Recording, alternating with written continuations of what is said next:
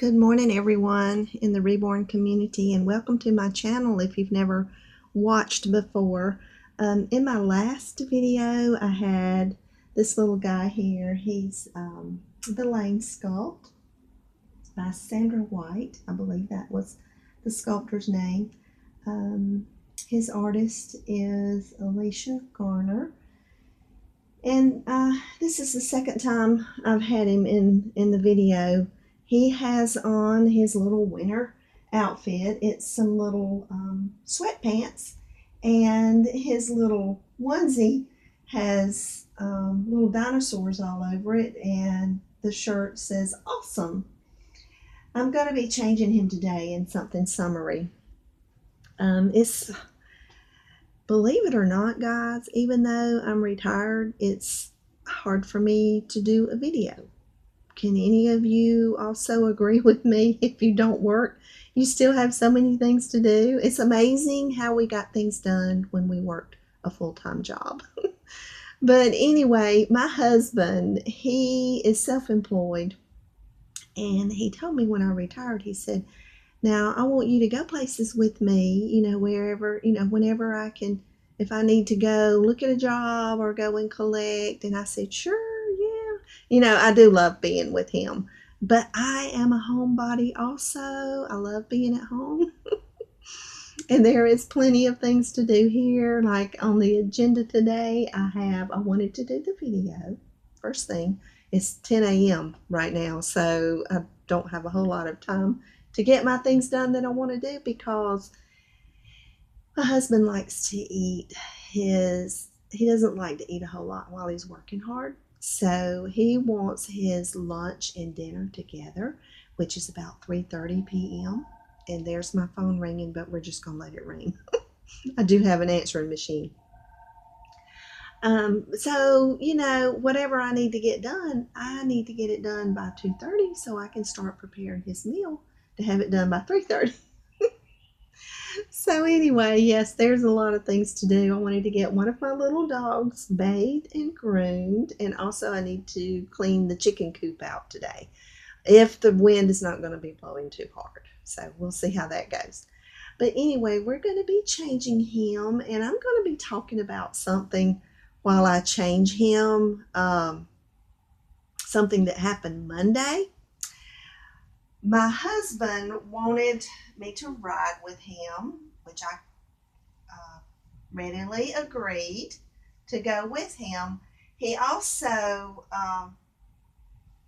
sort of piddles into car racing. So he wanted for me to ride with him up Interstate 85 going north, and it's past Greenville, and I believe the place was called Traveler's Rest, to pick up some race car parts along with a big barrel of racing fuel.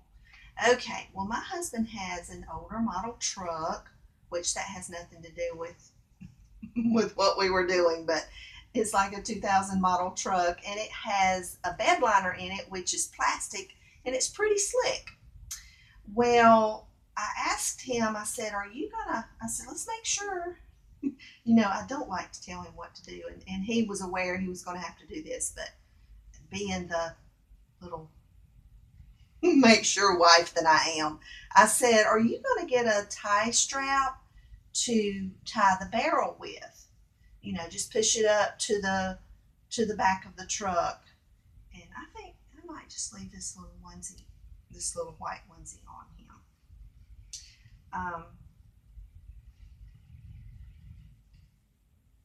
And he said, sure, I was going to go by Ace Hardware to grab one. We have some smaller ones, which would have probably worked. I was going to show you this. I'll finish my story in a minute. But this is a cute little onesie that I picked up at Belk several months ago, as it was on sale. But it's a little Carter's newborn, and it's just so precious with the light blue, and it has, looks like buses, sailboats, pelicans, and of course you see the little pelican on here with his, looks like he has a captain's jacket on. little sailor's outfit. I just thought it was so cute. So we're going to be putting this on little Zachary. And then if I have time, I'll get him sort of close up and show you his little details that he has. He has some really, really pretty mottling on him, and he has an open nose. I really like that because that looks realistic. But yes, we stopped by Ace Hardware and got the tie strap. He got a really big one. I mean, the strap was about this thick. It's a woven yellow material and it's really strong. It's a tie strap that has hooks on each end where you can hook it down into the little holes that are cut out on the bed of your truck, and you can hook those into the holes. And then it has this ratchet, which when we bought it, the ratchet's closed, and then you open it up, and I know some of you know exactly what I'm talking about. Some of you may have never seen it. I have no idea how you would operate one. I have seen my husband do it, but I've not actually done it. But the ratchet is closed. It opens up, and then you do like this when you get it around whatever you want to tie down, and it cinches up the strap and tightens it up as to whatever you want to hold. It tightens it up really tight. Well, we got that, and we went down Interstate 85. I do not like to ride the interstates because even though it's 70 miles per hour, there are cars flying by you going 90 miles an hour. And as I told you all, I know you all have heard me read scripture. And one thing that I said that I have to get forgiveness for is a little bit of worry, like what could happen, And I just have to ask God to forgive me because I should know good and well that He's going to take care of us. But even though, things happen, life happens to anyone on this earth. Let me pick him up and put this down so I can get it down so we can put it on him easily. So we get there and everything, everything's gone perfect. The guy helps him load the big barrel of fuel, and the fuel weighs anywhere from 400 to 500 pounds, I think. So he gets it loaded up. He pushes it up against the tool box that's in the back of the truck, and he gets the tie strap out, and it's all wound up and folded up because it was brand new.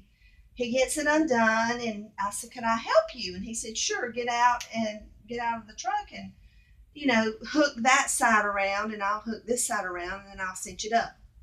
Well, I don't know if any of you guys have, or any of you all have husbands that have some impatience.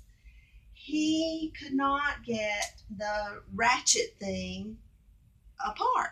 I mean, it was together, and then it's supposed to, you're supposed to get it apart to where you can do this and it will cinch up the belt. Well, I just waited and waited. I didn't want to say anything because sometimes when you say things, it angers him a little bit more. Well, he was just very impatient, and he said, "Well, this thing is broken. It will not work. I'm going to have to take it back to the store." And I said, "Well, if it's broken," I said, I have some money with me. Can we stop at a store and get another one? Because can y'all imagine going down Interstate 85, 70 miles an hour or more, with a metal barrel, I hope I'm snapping this up right, in the back of a truck, and hitting they're working on the road, so there's uneven pavement everywhere. So all I could vision was that thing sliding and just toppling out of the truck and just causing all kind of accidents, which is bad on my part because what happened was, I was just so nervous, and he says, "I'm just going to go down the road like it is. We'll be fine." And I just started wringing my hands, and he said, "Don't you sit over there and worry." He said, "This, we'll be fine." Well, thank goodness he stopped to get some gas. So I get out of the truck, while he's in the store going to pay for the gas, and I say a prayer. I said, Dear Lord, I know nothing about this ratchet, but please help me figure it out, because I just need for this thing to be tight going down the road, going south on I-85, going home. I want you all to know that I went over there and I picked up the ratchet, and there was a little metal bar on it, and I pushed it up, and that thing opened up just as pretty as you please. So I started cinching it. I started pushing it back and forth, and it got tighter and tighter on the barrel. So when he comes out, he sees what I have done, and I'm grinning from ear to ear. And he just barely grins a little smirk. And he says, I'm a dummy, huh? And I said, no. I said, listen, I said a little prayer because I had no idea how to work this thing. And here we are. You know, and so I do let him tighten it up a little tighter because he's, you know, naturally stronger than I am. So he tightened it up tighter. And y'all, I was just as happy as, I guess you could say, I've heard elderly people say this, I was just as happy as a tick on a dog because God had answered my prayer. So I just wanted to give y'all that little highlight of my Monday. It was wonderful. It was wonderful. And so the very next day, I told you all that my husband and, well, I read our little devotional every morning. So the very next day, which was yesterday morning, I'm going to read that devotional to you. So it just fit perfectly how, you know, we should wait on God. So yeah, he was impatient, and he's going to be impatient. That's just his nature, but God worked it all out for us. Oh, I just love it. But anyway, let me show you little Zachary. This little outfit is newborn, and it's just a little bit too big on him, but that's okay. I'm okay with my clothes being a little big on my babies. I wanted to show you how cuddly he is. See, I can just bring his little legs up and cuddle him. So here's his little feet, his arms and hands. This is the way Alicia paints the hair. She does the little swirl in the back, and he's got some little wavy hair. He has these little moist lips, and if you can see the open nose there, sweet little guy. Can you see him good? Sorry. Oh, I haven't even not done my nails or anything lately. I think it was one day last week that I had a full day at home. So it's been a good 5 or 6 days before I've had a good full day at home. And I'm just a homebody. One of these days I will show you my chickens out there in the coop.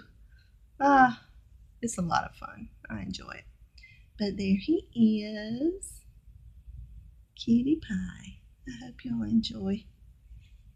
Hope you enjoy. And there's his little legs, his little feet. Again. Okay, we're going to lay him down. I like to put his little hands up close to his face. I just think he looks sweet. And he also has a passy, which he looks adorable with his passy. Here he is.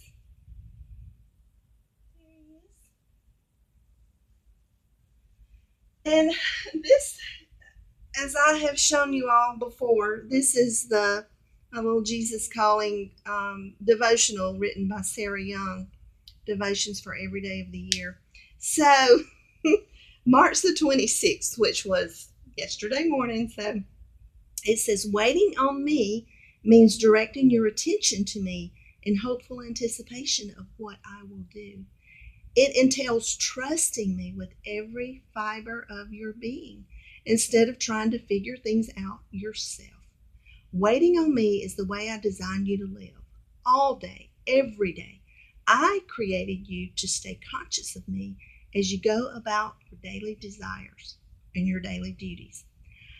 I have promised many blessings to those who wait on me. Renewed strength, living above one's circumstances, resurgence of hope, awareness of my continual presence, Waiting on me enables you to glorify me by living in deep dependence on me, ready to do my will. It also helps you to enjoy me. In my presence is fullness of joy. Oh, how true is that? And I'm not going to read the scriptures, but I will let you know what they are. Lamentations chapter 3, verse 24 through 26. Isaiah 40, verse 31. And Psalm 16, verse 11. So if you get a chance, read those verses. I mean, how much can that, how much is that like what happened to us Monday? Like, here we go. It entails trusting me with every fiber of your being instead of trying to figure things out yourself.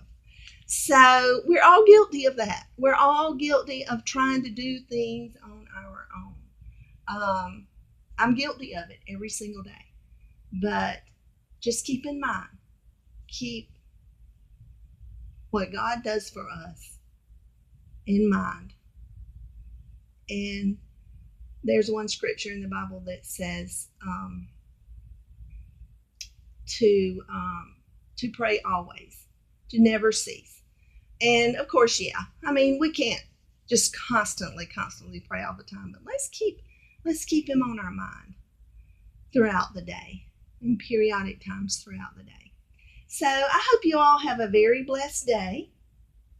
I hope you enjoy watching my little changing videos of my babies. It's fun. I enjoy doing that. And I will try to get on with my other task. Bye-bye.